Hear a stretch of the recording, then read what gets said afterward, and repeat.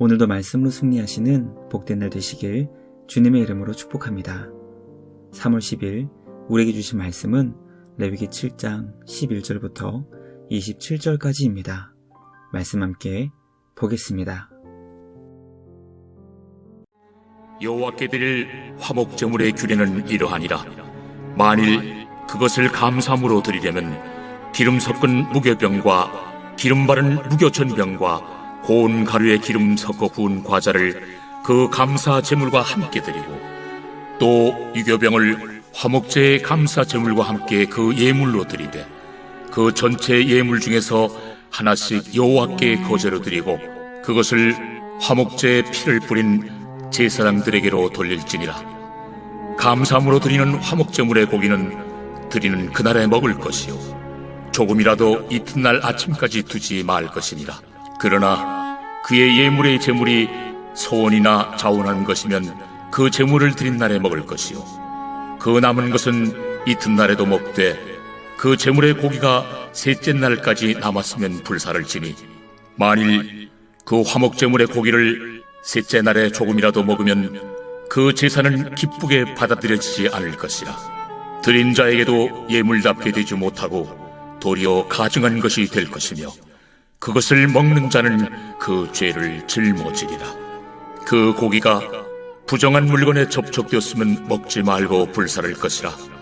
그 고기는 깨끗한 자만 먹을 것이니, 만일 몸이 부정한 자가 여호와께 속한 화목제물의 고기를 먹으면 그 사람은 자기 백성 중에서 끊어질 것이요 만일 누구든지 부정한 것 곧 사람의 부정이나 부정한 짐승이나 부정하고 가증한 무슨 물건을 만지고 여호와께 속한 화목제물의 고기를 먹으면 그 사람도 자기 백성 중에서 끊어지리라. 여호와께서 모세에게 말씀하여 이르시되, 이스라엘 자손에게 말하여 이르라. 너희는 소나 양이나 염소의 기름을 먹지 말 것이요 스스로 죽은 것의 기름이나 짐승에게 찢긴 것의 기름은 다른 데는 쓰려니와 결단코 먹지는 말지니라. 사람이 여호와께 화제로 드리는 제물의 기름을 먹으면 그 먹는 자는 자기 백성 중에서 끊어지리라. 너희가 사는 모든 곳에서 새나 짐승의 피나 무슨 피든지 먹지 말라. 무슨 피든지 먹는 사람이 있으면 그 사람은 다 자기 백성 중에서 끊어지리라. 말씀의 제목은 화목제에 추가된 규정입니다. 오늘 우리에게 주신 말씀은 화목제에 사용된 제물을 어떻게 처리하고 사용해야 하는지 가르쳐주고 있습니다. 화목제물은 제사장과 제사를 드린 자를 포함하여 이웃과 그 고기를 함께 나누어 먹어야 했습니다. 그 과정에서 어떤 주의사항이 있는지 오늘 말씀을 통해 깨닫게 됩니다. 제사에 사용된 기름과 피는 결코 먹어서는 안 된다는 것도 함께 설명합니다. 말씀을 묵상하며 하나님과 이웃의 화목을 위해 우리는 무엇을 기억하며 순종해야 하는지 깨닫게 됩니다. 우리에게 주신 말씀을 기억하여 주님의 마음으로 하나님과 세상에 참된 평화를 만들어 나갈 수 있는 우리 모두가 되길 주님의 이름으로 축복합니다. 첫째, 하나님은 화목제물의 고기를 당일과 다음 날까지만 먹을 수 있게 하셨습니다. 화목제의 가장 큰 특징 가운데 하나는 제물의 고기를 제사장과 제사를 드린 자 그리고 이웃과 함께 나누어 먹는 것이었습니다. 제사를 통해 하나님과 화목하게 되었기 때문에 그 기쁨과 감사를 이웃과 나눌 수 있게 하신 것입니다. 그러므로 하나님을 향한 우리의 사랑은 결코 교회 안에서만 나누어지는 것이 아니라 이웃과 세상을 향해 흘러가야 된다는 것을 깨닫게 됩니다. 또한 주님을 향한 사랑은 주변 사람들과 함께 제물의 고기를 나누는 것을 통해 완성된다는 것을 깨닫게 됩니다. 주님을 향한 우리의 사랑이 우리 자신과 이웃에게 기쁨의 축제가 되도록 나누고 섬길 수 있는 우리 모두가 되길 주님의 이름으로 축복합니다. 둘째, 하나님께서는 화목제물을 정결하게 관리하게 하시며 깨끗한 자만 먹게 하셨습니다.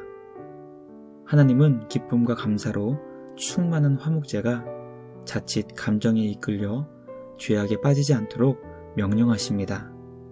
특히 화목제물을 부정한 물건에 접촉되지 않게 하셨고, 만일 접촉되었다면 즉시 불에 태우게 하셨습니다. 또한 주님 앞에서 죄의 문제를 해결받은 깨끗한 자만이 제물을 먹을 수 있게 하셨습니다. 왜냐하면 거룩한 제물을 부정한 자가 먹음으로 하나님의 백성 가운데 끊어지는 일이 발생하게 되는 것을 원치 않으셨기 때문입니다.